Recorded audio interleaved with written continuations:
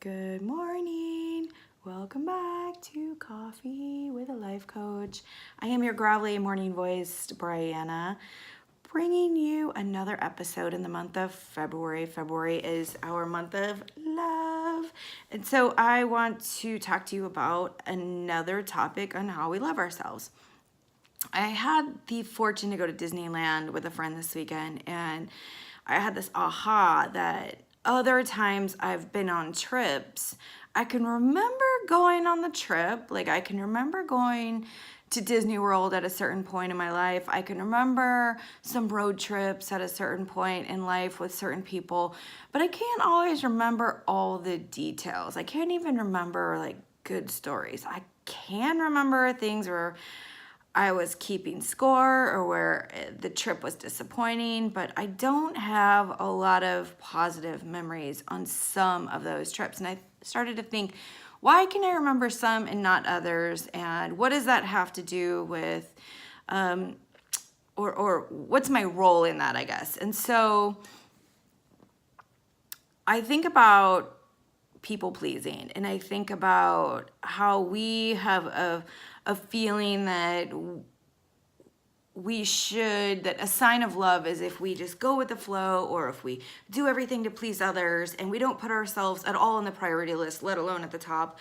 And so we think what we're doing is letting, and I use air quotes, the other person choose what they want to do on a trip, where they want to have dinner, what experiences they want to have. And instead, we're shifting that burden.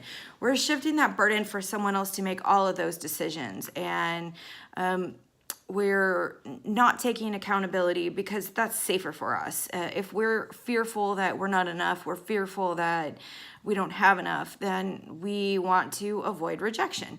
And what happens if I say I want to do something and the person I'm with doesn't want to do it? I could feel devastated and rejected. That sounds silly, but we do it all the time. We play it out in the conversation with our loved ones of what's for dinner tonight. We all have opinions about food we like or not. And sometimes we genuinely don't care, but oftentimes we're not choosing because we just don't want to pick a choice that the other person might not like, and so we play it safe.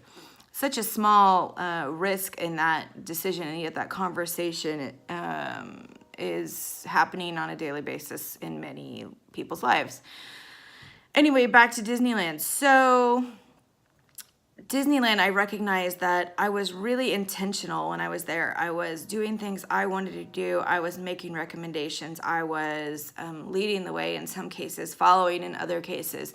And by doing that and being honest and open about what I had hoped from that experience or that day, I was able to have some amazing memories. I was able to capture, the rides, the specific rides that, laughing until I cried on Guardians of the Galaxy, for instance. And everything became just really genuine. It became me and my friends just being really open and vulnerable in the moment, having great fun, not keeping things guarded and at the surface and doing what someone else wants to do and keeping track in my mind of, I wish we were doing this, but I don't want to say anything. I'm just going to go with the flow. That's when the memories get blocked, and it's almost as if that mixtape we're trying to make of all of our life's experiences is on pause, and all we're able to do instead is just capture what our minds are thinking of. Well, that was an okay trip. I wish we would have done this. If I had been in control, if that had been my trip, I would have done this, that, or the other. So part of loving ourselves is to be really open and honest about what we want, about what we need, and what we like, and just having an opinion and sharing it.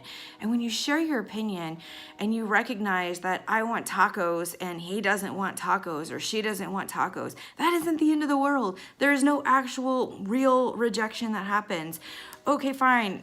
You have pizza instead, you have meatloaf instead, whatever the heck you have, but there's no actual rejection. I want to do this on a trip, you don't. What are our options now? Where can we learn to negotiate and figure out what we're actually going to do? Most of these types of conversations, that we avoid because we don't want to be rejected by expressing what we actually want and desire wouldn't escalate to conflict anyway.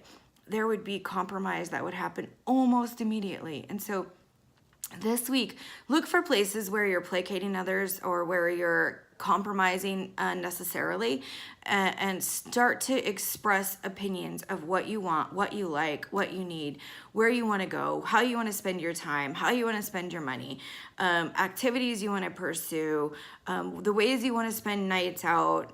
If you're always going to a sporting event but you really want to go see live music, make that known to someone, and start practicing getting yourself out there and getting comfortable with having a strong sense of what you like and what's important to you. So, thanks for joining me this morning on Coffee with a Life Coach. Have a great day.